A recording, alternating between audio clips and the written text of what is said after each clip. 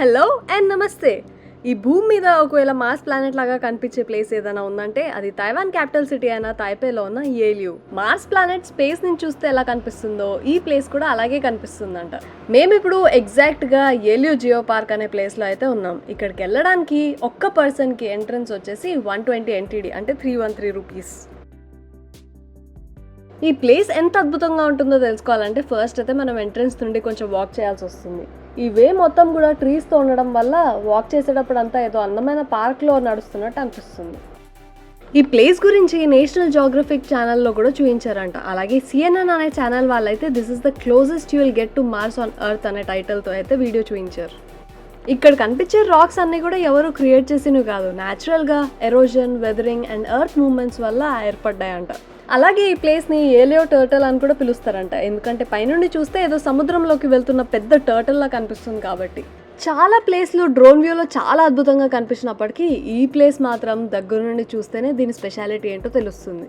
ఇక్కడున్న most of the rocks కూడా మనకి మష్రూమ్ షేప్లో ఉండి క్యాప్ మీద మొత్తం కూడా ఈ విండ్ ఎరోజన్ ఆర్ గాలి వల్ల ఫామ్ అయిన హోల్స్ అయితే కనిపిస్తాయి.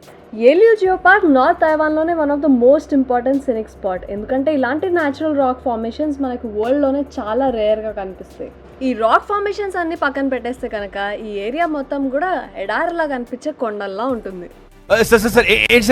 ఈ ప్లేస్ లో బ్రౌన్ మష్రూమ్స్ లాంటి రాక్ ఫార్మేషన్స్ ఉండి ఇలా వింతగా కనిపిస్తూ చూడటానికి మార్స్ ప్లానెట్ కి దగ్గరగా ఉండడం వల్ల ఈ ప్లేస్ ని చూస్తే మార్స్ చూడక్కర్లేదని చాలా మంది అంటారు. ఏలియూ జియో పార్క్ ల్యాండ్ ఏరియా వచ్చేసి 1.7 కిలోమీటర్స్ అండ్ ల్యాండ్ మొత్తం కూడా చాలా అన్ఈవెన్ గా ఉంటుంది. అలాగే ఈ ప్లేస్ నార్త్ కోస్ట్ లో ఉండడం వల్ల మనకి ఈ పార్క్ 3 సైడ్లు కూడా వాటరే కనిపిస్తాయి.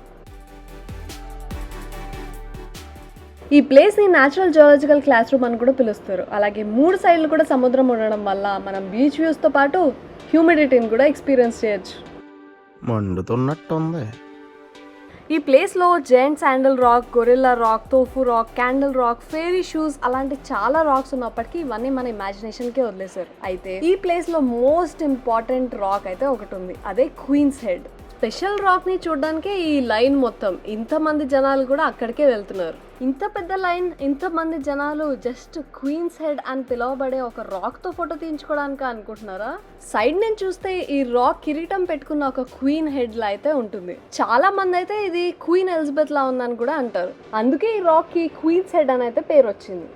ఈ రాక్ ఇంత పాపులర్ అయినప్పటికీ ఎవరు ముట్టుకోకుండా ఎందుకు ఇంత కష్టపడి ప్రొటెక్ట్ చేస్తున్నారంటే, ఇంతకు ముందు చెప్పినట్టు ఈ రాక్ కూడా న్యాచురల్గా సాయిల్ అండ్ ఎయిర్ ఎరోజన్ వల్ల అయితే ఫామ్ అయింది. అండ్ ప్రతి ఇయర్ కూడా ఒక 5 సెంటీమీటర్ అయితే నెక్ తగ్గిపోతుందంట. కొన్ని ఇయర్స్ అయితే ఈ రాక్ బ్రేక్ అయిపోవడం కానీ లేకపోతే మొత్తానికి ఈ క్వీన్స్ హెడ్ అనేది లేకుండా ఉండొచ్చు. అందుకే చాలా జాగ్రత్తగా ప్రొటెక్ట్ చేస్తున్నారు. ఈ ఏలియూ జియో పార్క్ ఆపోజిట్లోనే ఏలియూ ఓషన్ వరల్డ్ అయితే ఉంటుంది.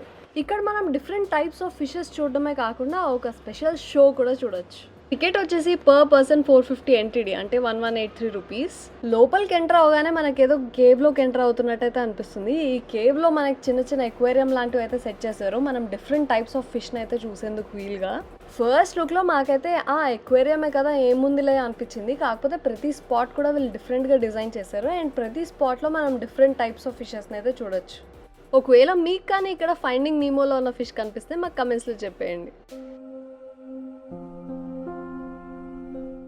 ఏలూ జియో పార్క్లో ఎండలో మాడిపోయాక ఇక్కడికి వచ్చి చల్లగా ఫిషెస్ని చూస్తుంటే చాలా ప్రశాంతంగా అనిపిస్తుంది. బట్ కిడ్స్ వస్తే మాత్రం చాలా ఎంజాయ్ చేస్తారు.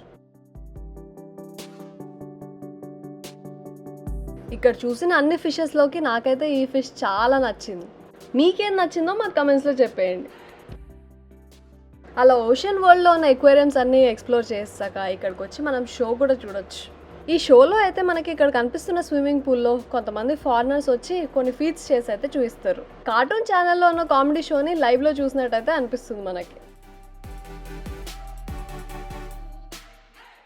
ఈ వీడియో ఎలా అనిపించిందో మాకు కమెంట్ సెక్షన్లో చెప్పేయండి. అలాగే నెక్స్ట్ వీడియోలో ఈస్ట్ కోస్ట్ అంటే తైతోంగ్లో ఉన్న ప్లేసెస్ అయితే చూపించేస్తాం. సబ్స్క్రైబ్ చేసుకుని రెడీగా ఉండండి. ఒకవేళ 13,000లో మలేషియాకి టూర్ ఎలా ప్లాన్ చేసుకోవాలో తెలుసుకోవాలంటే లెఫ్ట్ సైడ్లో ఉన్న వీడియో చూసేయండి. అదే థాయిలాండ్కి 7 డే టూర్ ఎలా ప్లాన్ చేసుకోవాలో తెలుసుకోవాలంటే రైట్ సైడ్లో ఉన్న వీడియో చూసేయండి.